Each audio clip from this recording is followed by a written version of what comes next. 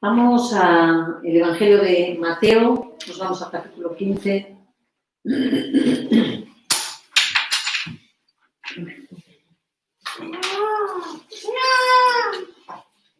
Y vemos desde el versículo 1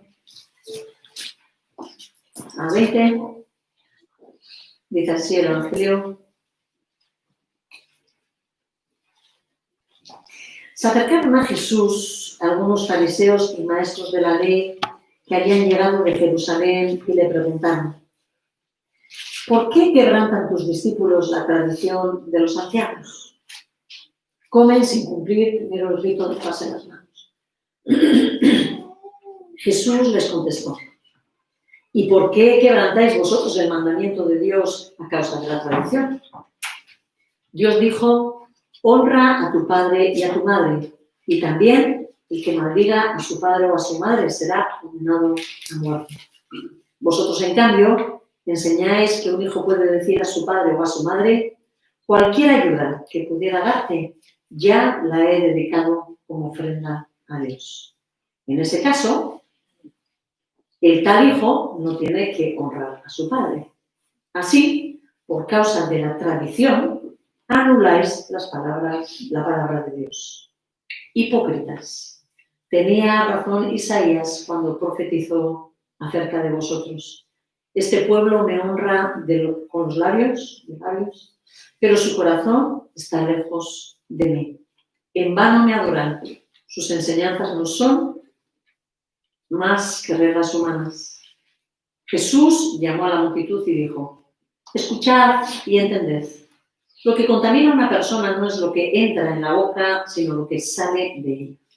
Entonces se le acercaron los discípulos y le dijeron: ¿sabes que los fariseos se escandalizaron al oír esto? Toda planta que mi Padre Celestial no haya plantado será arrancada de raíz, le respondió. Dejadlos, son guías ciegos. Y si un ciego guía a otro ciego, ambos caerán en un hoyo. Explícanos la comparación, le pidió Pedro. ¿También vosotros sois aún tan torpes?, les dijo Jesús. ¿No os dais cuenta de que todo lo que entra en la boca va al estómago y después se echa en la letrina? Pero lo que sale de la boca viene del corazón y contamina a la persona. Porque del corazón salen los malos pensamientos, los homicidios, los adulterios, la inmoralidad sexual, los robos, los falsos testimonios y las calumnias. Estas son las cosas que contaminan a la persona y no el comer sin lavarse las manos. Vemos a un grupo de fariseos y maestros de la ley que se estaban escandalizando de los discípulos de Jesús porque estos no se lavaban las manos de una forma ritual antes de comer. Jesús, que conocía las intenciones y la forma de pensar de esta gente, les confronta con sus propias prácticas, ¿no? Ellos deseaban criticar a los discípulos por sus formas, por cómo estaban actuando, y Jesús se dedica y los enfrenta, los confronta a ellos por las cosas que ellos mismos están haciendo. Los fariseos defendían y se preocupaban enormemente por la tradición. ¿Qué era eso de la tradición? ¿Qué entendéis que es eso de la tradición?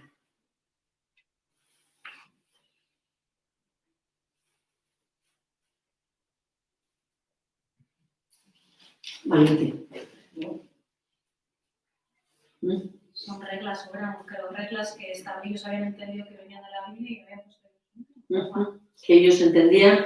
Más que de la palabra, era quizás como las prácticas que algunas personas piadosas, que en principio amaban a Dios, consideraban, ¿no?, que estaban relacionadas con la práctica de la ley, pero no era la ley, ¿vale? En realidad eran mandamientos o normas que habían puesto los hombres hacía tiempo, y eso todo se había convertido como en una tradición, ¿sí? Algunas prácticas que ellos estaban haciendo que traían de de otras personas, digamos, que habían estudiado la palabra, ¿no? Y ellos entendían que esas cosas podían ser buenas, pero no eran exacta y estrictamente mandamientos de Dios, ¿sí?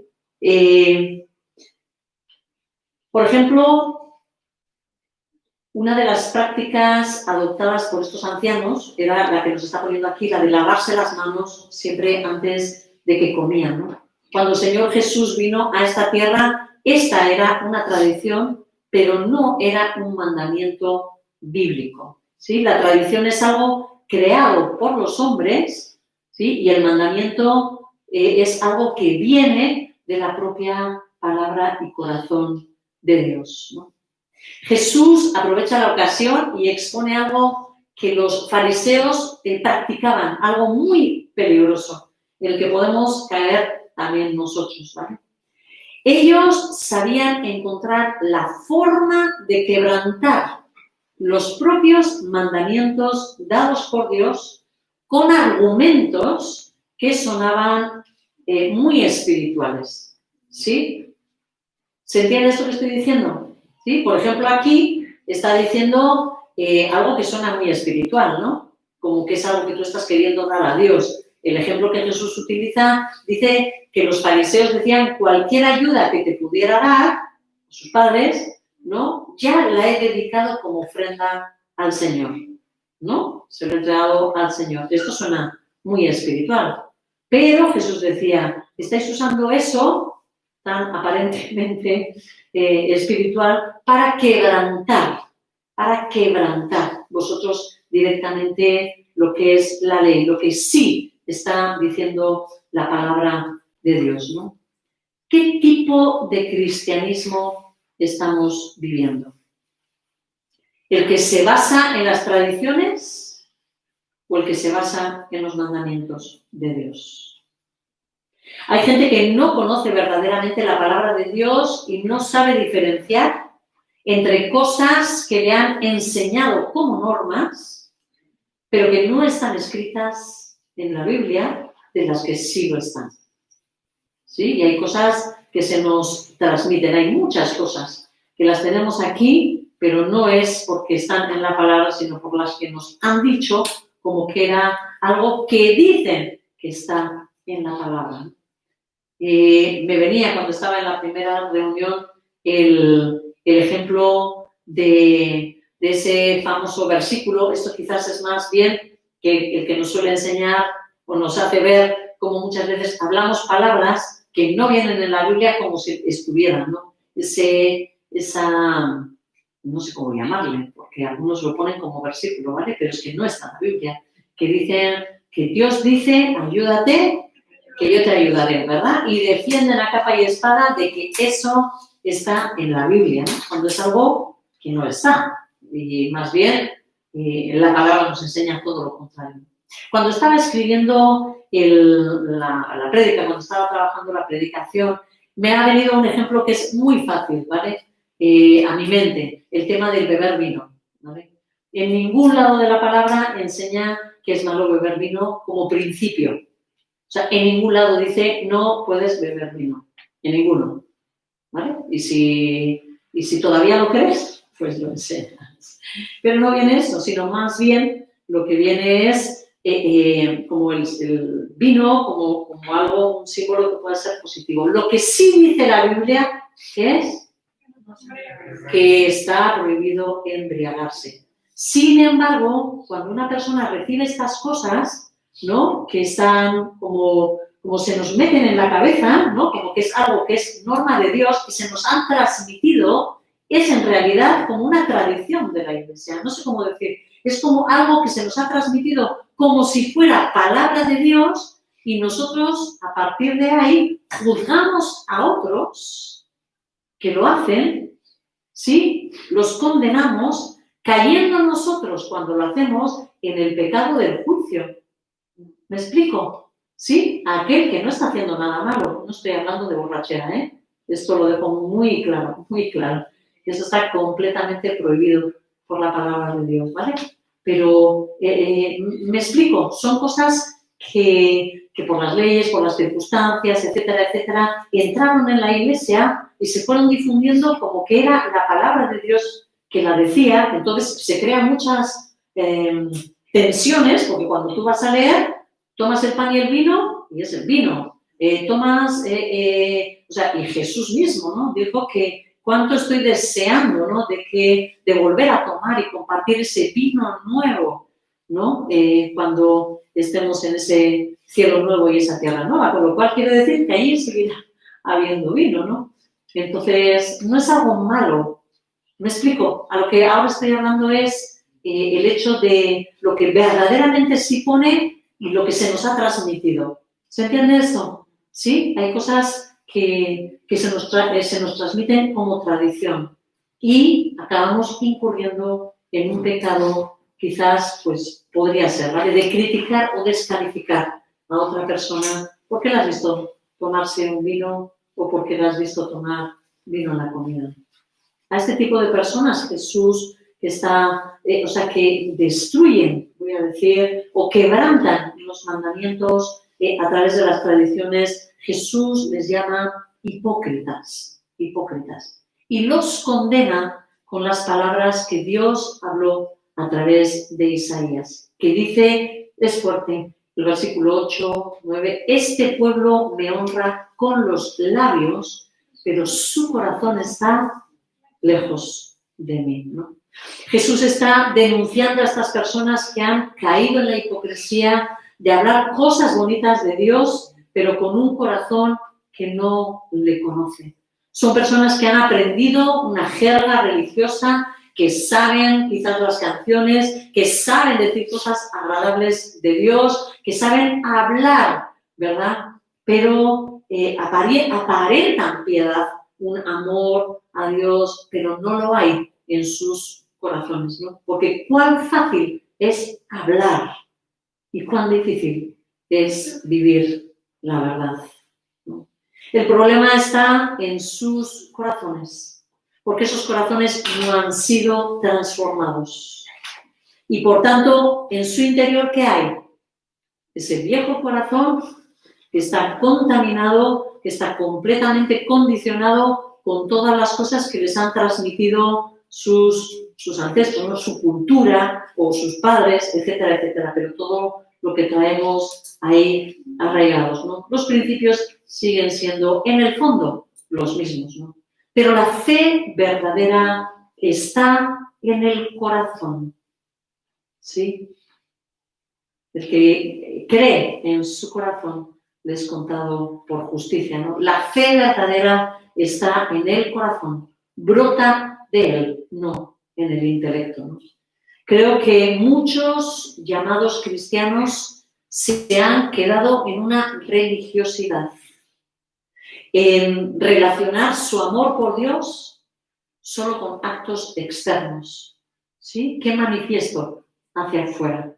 Más que qué hay dentro de mí, ¿no? Si hago X cosas, si cumplo X reglas, estas personas se sienten que ya son buenos cristianos, ¿no?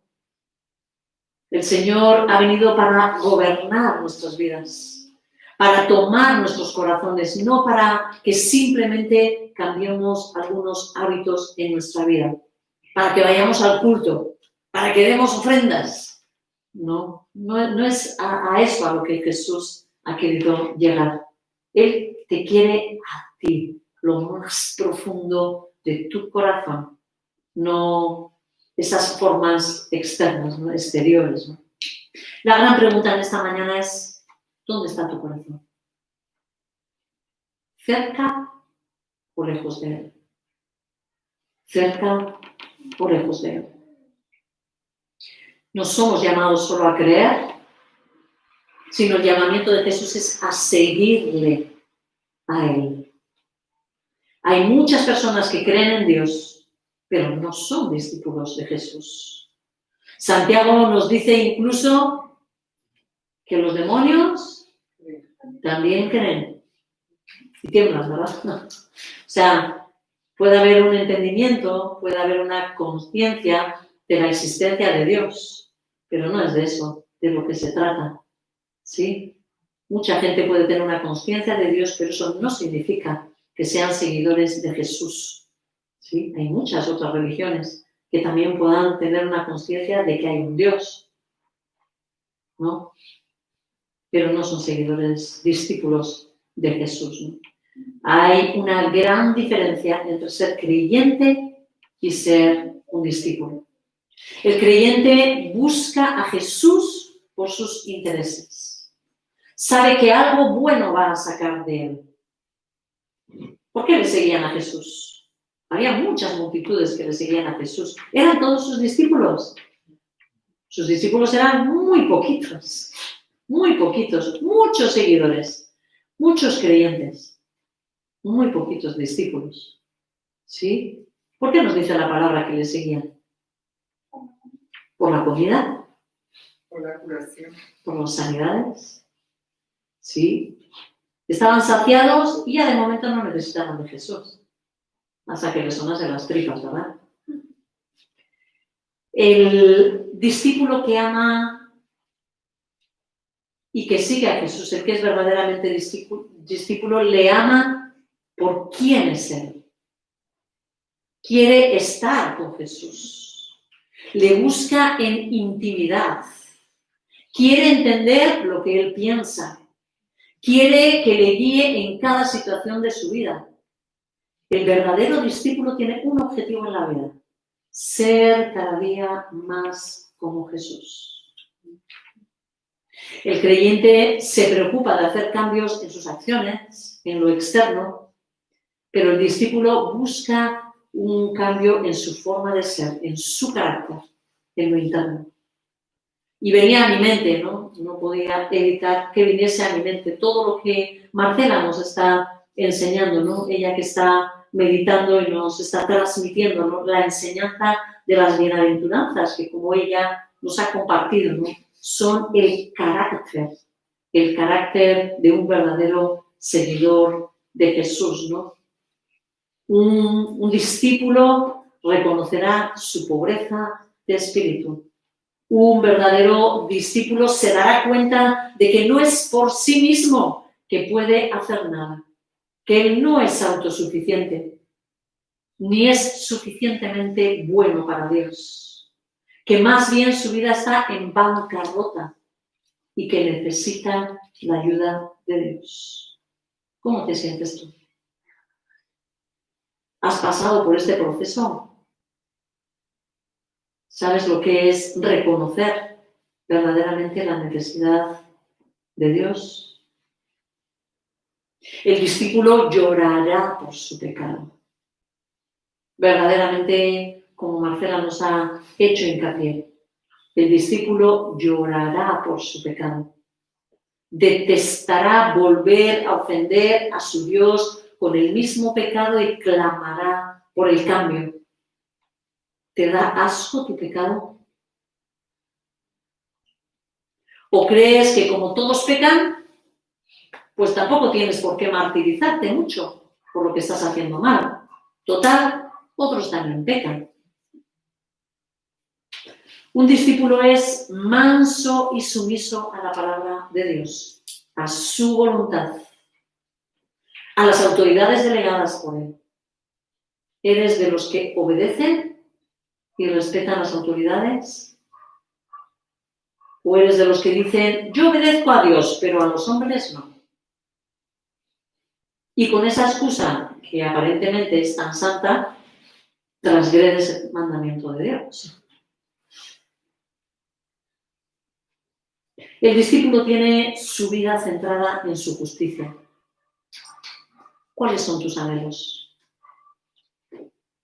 ¿Qué te estás esforzando por cultivar? ¿Un futuro? Como dice el mundo, cuando buscas prestigio, bienes, reputación. Quiero animarte en este momento a que pienses, por favor, cómo te ve Dios. Porque cuando llegue la hora, de nada nos servirán las palabras. A Dios no le vamos a conquistar ni le vamos a convencer con nuestras palabras. ¿Serías aprobado ante sus ojos que todo lo escudriña. ¿Cómo está tu corazón? ¿Limpio o contaminado? ¿Tienes muchos malos pensamientos, pero tus palabras aparentan bendición? ¿Estás peleado con la gente? Hay varias personas a las que no quieres ni ver y con quienes estás enfadado o enfadada, pero corres el domingo a tomar la Santa Cena. ¿Estás teniendo deseos de tener relaciones sexuales con otra persona que no es tu esposo o tu esposa? Aquella persona que el Señor te ha dado. ¿Miras pornografía o está tu mente en pensamientos lujuriosos, pero escuchas luego una predicación y ya, ¿verdad? Te esfuerzas por conocer la palabra. Deseas o tomas aquello que no es tuyo. Robas algo, pero luego el domingo fielmente das tus diezmos en la iglesia. Hablas cosas malas que ni siquiera estás seguro que sean verdad sobre otras personas. Disfrutas desprestigiando a los demás, pero envías mensajes edificantes por el WhatsApp.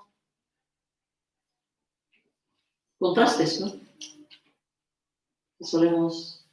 Que podemos caer en hacer, ¿no? Vivir vidas ocultas, ¿no? Si te estás dando cuenta de que tu fe no es tan real, Jesús te dice en el versículo 9, en vano me adoran, en vano me adoran, sus enseñanzas no son más que reglas humanas. Quizás José Ignacio y yo hayamos llegado a pensar que sí eres un discípulo y te hayamos bautizado, pero Dios conoce lo que verdaderamente hay. Y Él asegura que tu adoración no sube, que no sube a ningún sitio. No recibirá tus oraciones hasta que no le clames de lo profundo de tu corazón con la intención de confesar todo lo que haga falta para estar a cuentas con Él. El versículo 13 dice, toda planta que mi Padre Celestial no haya plantado será arrancada de raíz. Toda planta que mi Padre no haya plantado, será arrancada de raíz. Al leer esto, inmediatamente vino a mí la siguiente parábola. Seguimos ahí en Mateo, en el capítulo 13, en el versículo 24. Vamos a leer los textos, ¿vale? Donde Jesús cuenta la parábola y luego la interpretación. Mateo 13, 24. Jesús les contó otra parábola. El reino de los cielos es como un hombre que sembró buena semilla en su campo. Pero mientras todos dormían, llegó su enemigo y sembró mala hierba entre el trigo y se fue. Cuando brotó el trigo y se formó la espiga, apareció también la mala hierba. Los siervos fueron al dueño y le dijeron, Señor, ¿no sembraste semilla buena en tu campo? Así pues, ¿de dónde salió esta mala hierba? Esto es obra de un enemigo, le respondió. Le preguntaron los siervos, ¿quieres que vayamos a arrancarla? No, les contestó. No sea que al arrancar la mala hierba, arranquéis con ella el trigo. Dejad que crezcan juntos hasta la cosecha. Entonces diré a los segadores, recoged primero la mala hierba y atadla en manojos para quemarla. Después, recoged el trigo y guardadlo en mi granero. Versículo 36. Una vez que se despidió a la multitud, entró en la casa. Se le acercaron sus discípulos y le pidieron, explícanos la parábola de la mala hierba del campo. El que sembró la buena semilla es el Hijo del Hombre, respondió Jesús. El campo es el mundo y la buena semilla representa a los hijos del reino. La mala hierba son los hijos del maligno y el enemigo de la siembra es el diablo. La cosecha es el fin del mundo y los secadores son los ángeles. Así como se recoge la mala hierba y se quema en el fuego, ocurrirá también al fin del mundo. El Hijo del Hombre enviará a sus ángeles y arrancará de su reino a todos los que pecan y hacen pecar. Los arrojará al horno encendido, donde habrá llanto y rechinar de dientes. Entonces los justos brillarán en el reino de su Padre como el sol. El que tenga oídos, que oiga. Estamos ante una siembra de dos plantas muy parecidas en lo externo, pero radicalmente distintas en su fruto. El trigo da como fruto esas semillas que solemos transformar luego como harina, ¿verdad? Algo que es un elemento básico, digamos, para nuestra alimentación.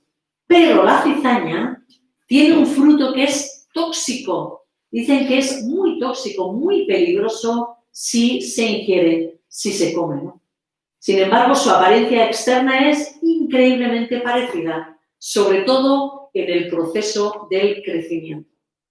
Por eso, el dueño del campo les dice a sus siervos que no arranquen la cizaña porque pueden arrancar con ella el trigo bueno. No se puede diferenciar, ¿vale? En el tiempo de su crecimiento. Solo se observa la diferencia entre el trigo y la cizaña cuando ya han madurado. El fruto del trigo será un grano dorado y el de la cizaña un fruto negro.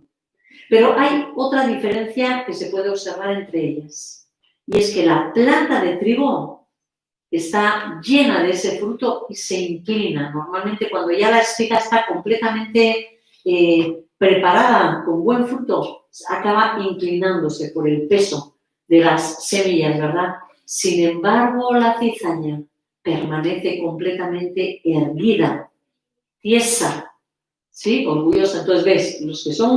Los que son espigas, así inclinados, pero los que tengan la misma apariencia, así tiesitos, esos saben que es la mala hierba, ¿sí? Se permanece orgullosa, pero sin un fruto útil, más bien tóxico, contaminante.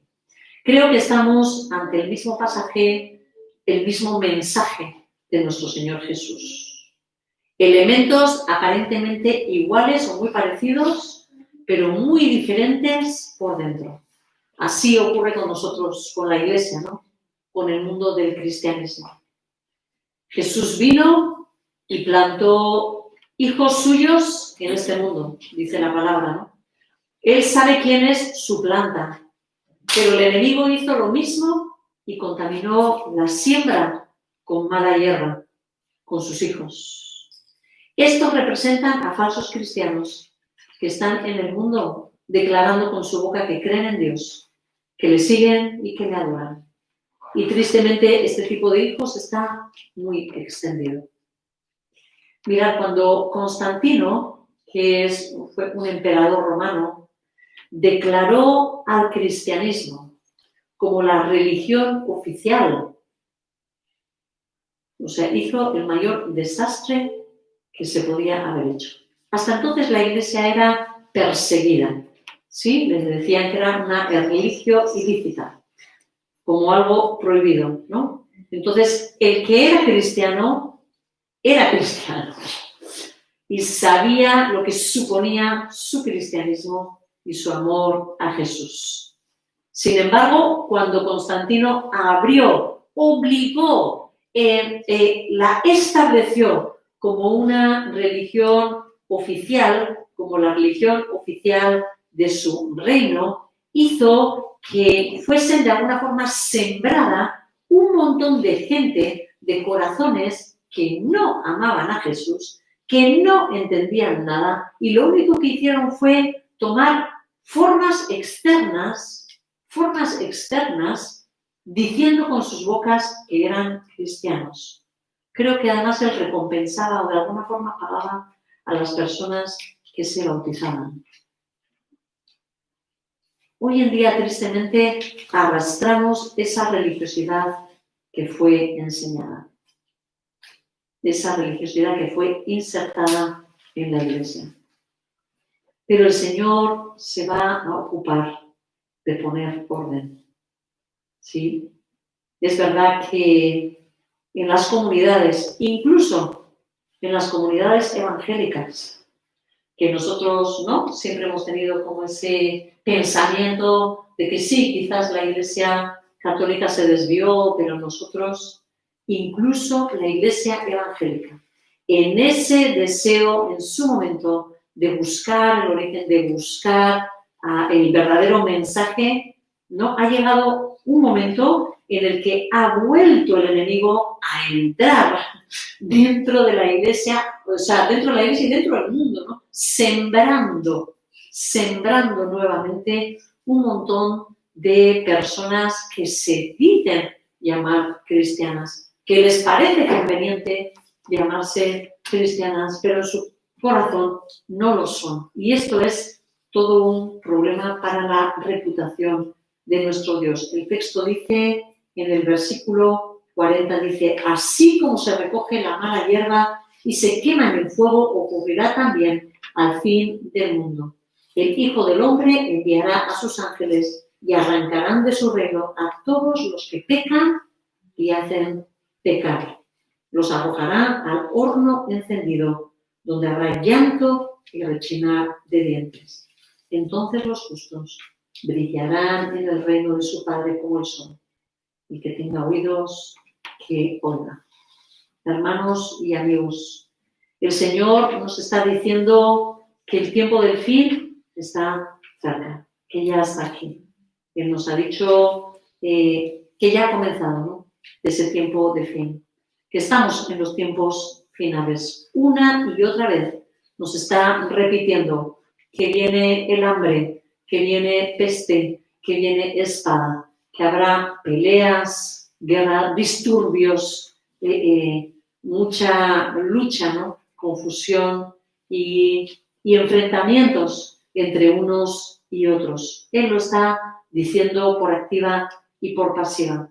Pero Él nos ha advertido también que queda poco para que juzgue a aquellos que se hacen llamar cristianos, que se identifican como discípulos, pero que no lo son. Él nos está diciendo que viene a juzgar a aquellos que se hacen llamar cristianos y no lo son.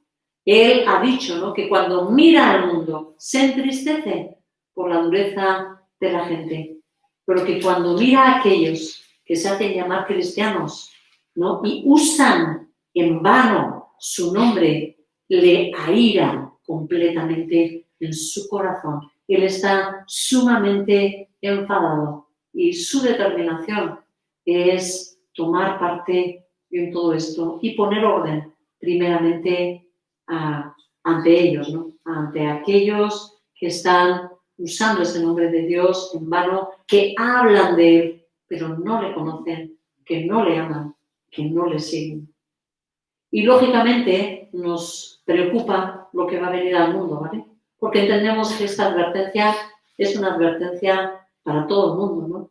Una advertencia, un juicio universal. Pero sobre todo, sinceramente, nos preocupa lo que el Señor esté pensando de casa de oración, ¿no? Si te identificas con lo que hemos hablado, si en el fondo de tu corazón sabes que eres de los que pecan y hacen pecar a otros, en el nombre de Jesús, arrepiéntete. El tiempo es corto, nos lo ha dicho, el tiempo es corto, pero Él está advirtiendo de su juicio, es decir, nos está dando una oportunidad, nos está dando una oportunidad. Deja de cuidar tu reputación ante los otros. Deja de cuidar tu apariencia, ¿no? Callando tu pecado, creyendo que es más importante lo que digan los demás. Si tú sabes en el fondo de tu corazón que no estás seguro de que tu corazón haya conocido a Jesús, que no estás viviendo verdaderamente apasionado por tu Señor, que no le estás amando que no le estás siguiendo como discípulo, porque no es tu lucha diaria ser cada día más como Jesús. En el nombre de Jesús te decimos que confieses tu pecado, que te arrepientes para que puedas ser perdonado.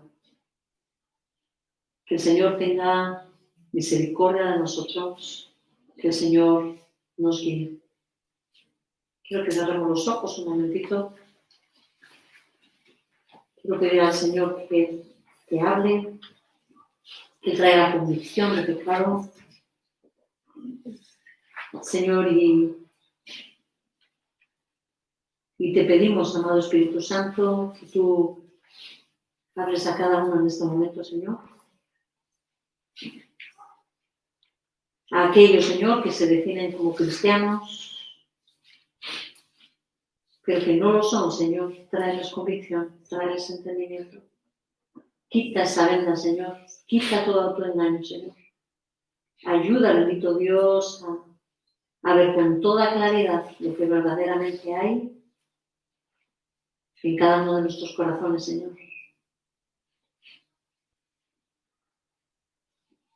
Señor, si hay personas que no han escuchado de ti o que saben que todavía no han puesto sus vidas en ti, amado Espíritu Santo, te pedimos que les traigas esa convicción de su pecado para que clamen a ti por tu perdón y puedan estar contigo eternamente, Señor. Háblanos, Señor Jesús. Señor, no permitas que nos vayamos con la misma mentira en nuestra cabeza. Te rogamos en el nombre de Cristo Jesús que nos traigas completa convicción y arrepentimiento, por favor. Por favor, Señor. Gracias por advertirnos, ¿no? Que el tiempo es corto y que el juicio está ahí. Señor, clamamos porque las vidas de nuestras personas que están cerca, que son amadas, que son queridas, sean libradas, Señor, de ese juicio condenatorio. Por favor.